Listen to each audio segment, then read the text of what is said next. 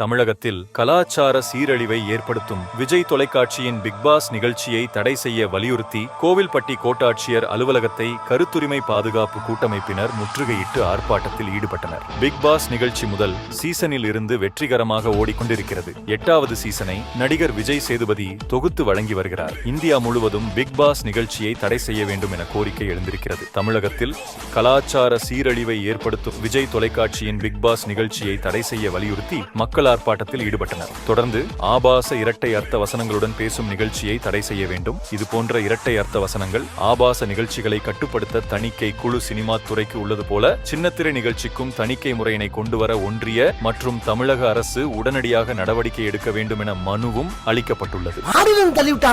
அதுக்கப்புறம் என்னாச்சு யாருக்கு தெரியும்? அவன் தான் கட் பண்ணிட்டு தொடரும்னு போட்டுட்டானே.